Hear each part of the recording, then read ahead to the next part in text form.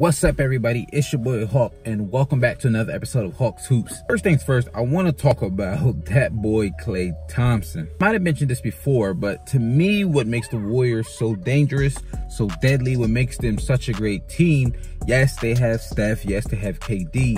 What gives them the ability to just blow up at any moment is Klay Thompson.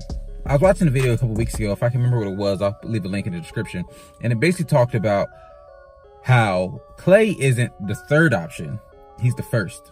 That if you watch any Warriors basketball, time and time again, you'll see them try to get Klay Thompson going early, and once he gets going, they feed him and they let him just go off. And that's what happened when he broke the NBA record for most threes in a game with 14. Klay got hot early, scores 10 threes in the first half, then he gets the other 4 in the third quarter.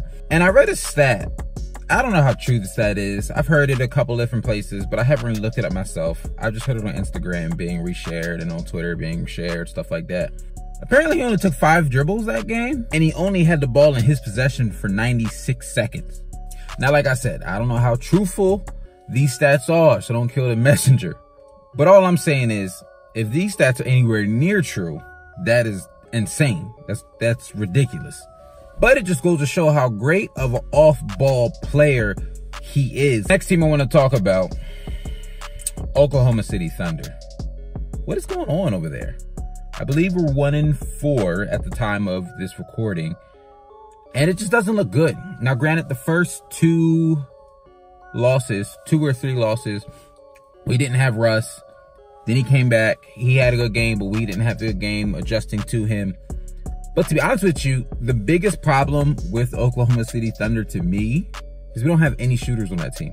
The best shooter, in my opinion, on that team is Paul George. Paul George is a good shooter, but when you're trying to craft a team that you want to play well in today's NBA, when everyone's shooting threes, he can't be your best shooter because he's not the level of shooter that demands the floor to be spread on a Steph Curry, Klay Thompson level, you know. We don't have any designated just stand in the corner and help spread the floor shooters. Patrick Patterson and Roberson don't shoot at a high enough clip, in my opinion, to open up the driving lanes for Westbrook, for Paul George, even for Dennis Schroeder. I was thinking about this the other day. Bear with me. During Paul George's time in Indiana, and even going into last season with the Thunder, I think it was a solid consensus, at least in my opinion, that Paul George was the top 15 player. Probably somewhere in that 13 to 15 range. Paul George, realistically, maybe like a top 20 player? 23 player? I just don't feel like we're getting that level of consistency from him to make him one of these top players. And the Thunder cannot and will not win unless he's being consistent. And we're not even going to talk about Russell Westbrook's decision-making because that's a whole nother video by itself.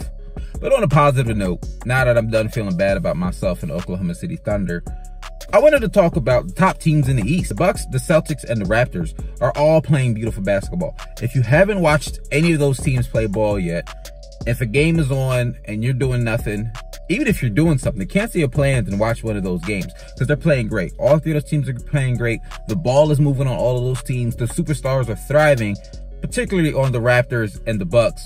Superstars and the Celtics, they're still figuring out how to get all those superstars to work, but they're still winning games and still playing beautiful team basketball. Eastern Conference Finals will be a combination of those 3 teams. Sixers aren't going to make it if they keep playing the way they have been currently. And just watch one of those teams because they're playing great. That's all I'm going to say about that. Thanks so much for watching. If you enjoyed this video, feel free to give it a like. Subscribe if you want to see more. And follow me on Instagram at Hawks Hoops. I'm out. Peace.